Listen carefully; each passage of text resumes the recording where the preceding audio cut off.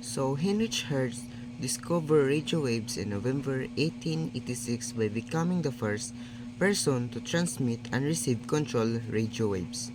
Despite his groundbreaking discovery, Hertz initially did not force any practical application for the wireless waves he uncovered.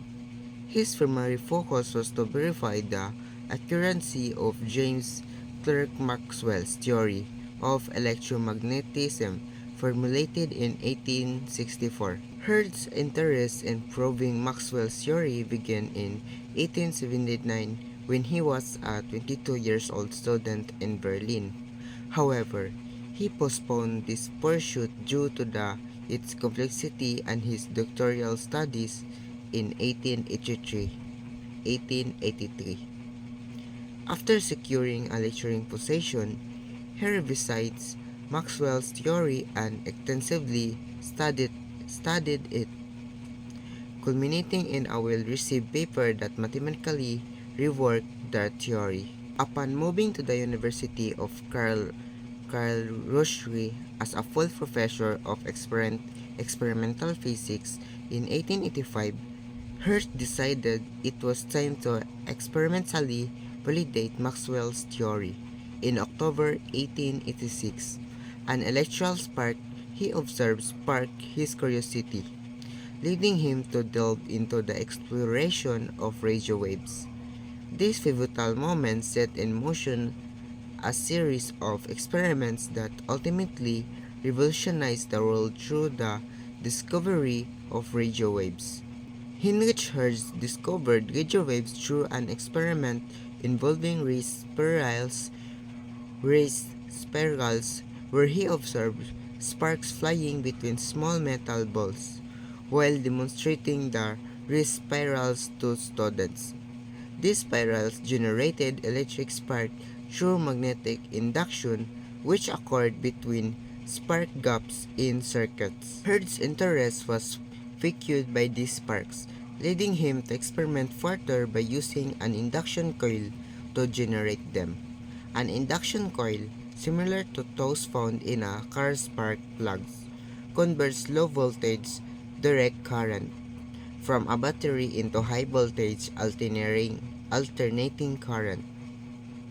This high voltage electricity creates sparks across small air gaps at regular intervals, essentially functioning like a spark plug.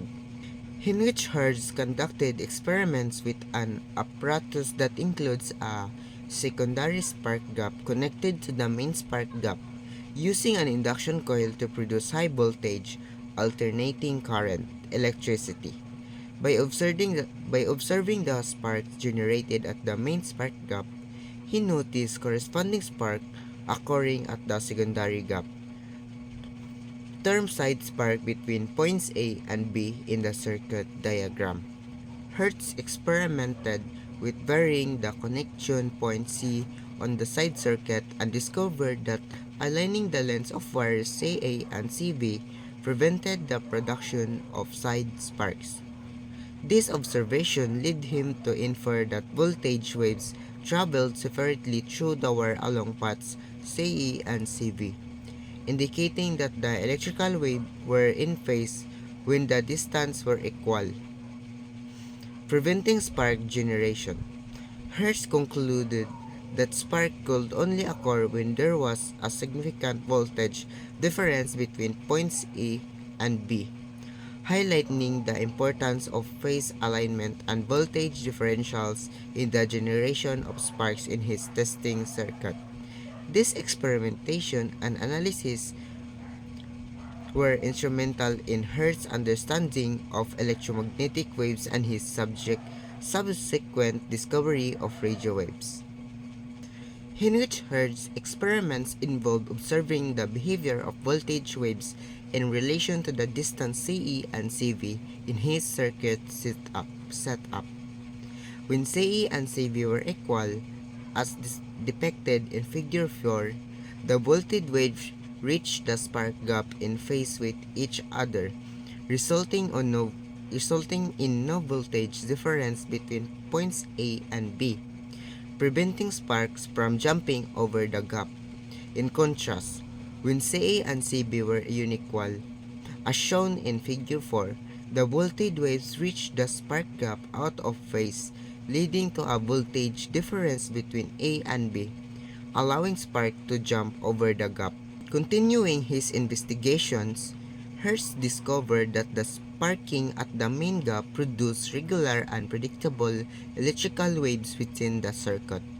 He visualized these waves of electric charge moving back and forth, creating a standing wave akin to a tuning fork vibrating at its resonant frequency. While resonant is not a mandatory condition for producing electromagnetic waves, generated whenever electric charges are accelerated, Hertz recognized its significance in enhancing the impact of incoming waves on a receiver when resonant frequencies match. Hertz emphasized that resonance determined by electrical properties like inductance and capacitance plays a crucial role in implying the effect of electromagnetic waves on a receiver. By closely examining these factors in his circuit, Hertz, Hertz aimed to refine his experiments and delve deeper into the generation and behavior of electromagnetic waves. Which Hertz's groundbreaking experiments lead to the discovery of radio waves in Figure 5. He identified self-induction in wires, indicating the presence of high-frequency electric vibrations. To further explore this, Hertz broke the hardwired connection between the main spark circuit and the side spark circuit, adjusting the capacitance and inductance of the main circuit to resonate at frequency of 100 million times a second, equivalent to 100 MHz in today's units, honoring the Hertz as the unit of frequency. In November 1886, Hertz assembled his spark gap transmitter utilizing zinc spurs as capacitors and a copper wire with spark gap as an oscillators, resembling a half-wave dipole antenna. For his receiver, he used a copper wire rectangle with its spark gap.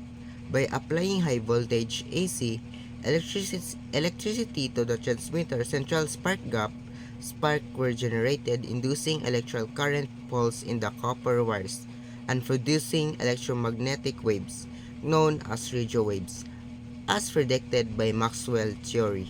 Hertz successfully detected these radio waves with his copper wire receiver, demonstrating the transmissions and this Hertz successfully detected these radio waves with his copper wire receiver, demonstrating the transmissions and receptions of wireless signals.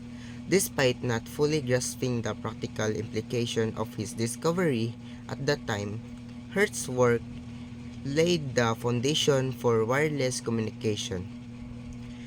His pioneering research paved the way for innovations in radio technology, leading to the development of devices like vacuum tubes and later transistors for generating radio waves.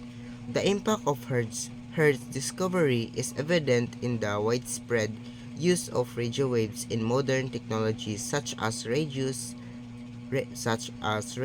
television, mobile phones, radar, and satellite communications, shaping the fabric of modern life.